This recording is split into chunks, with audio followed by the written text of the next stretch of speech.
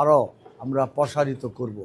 সরকারি সাহায্য যেরকম আসবে এবং পাশাপাশি আমরাও চেষ্টা করব যাতে আপনাদেরকে প্রাধান্য দিয়ে আমরা আপনাদের পরিবারের লোকগুলি যাতে ভালোভাবে থাকতে পারে। কারণ আপনাদের কারণে আজকে ধরেন আজকে দেশে এত কিছু পরিবর্তন, আপনাদের সন্তান নাই, স্বামী নাই, আপনাদের যে যন্ত্রণা জ্বালা কষ্ট এটা আপনাদের মধ্যেই, আমরা সকলে এটা উপভোগ করছি। তো সুতরাং আপনারাও যাতে এটা উপভোগ করতে পারেন সেটার জন্য ইনশাল্লাহ আমি দায়িত্ব নিয়ে বলি আরও অনেক অনেক ভালো থাকবেন ইনশাল্লাহ।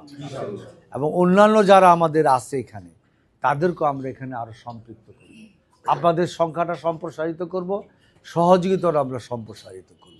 জুলাই যোদ্ধারা আমাদের একটা আন্দোলনের মডেল, তারা একটা জিনিস শিখিয়ে দিয়ে গেছে, ঐক্যবদ্ধভাবে চেষ্টা করলে সকল জুলুম অন্যায় বেআইনি কাজের একটা শেষ সমাপ্তি ঘটানো যায়। আমি এই ঢাকা 11 আসনের জন্য মাদক সন্ত্রাস এবং চাঁদা মুক্ত একটি পরিবেশ তৈরি করতে চাই। সেখানেও আপনাদের সহযোগিতা লাগবে।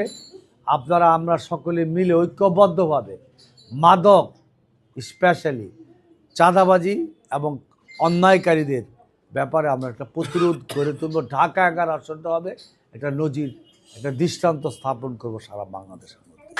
তো ইনশাল্লাহ আপনাদের সহযোগিতা চাই, আপনাদের সহযোগিতার বিষয়টা আমি সবসময় আমার মাথায় থাকে।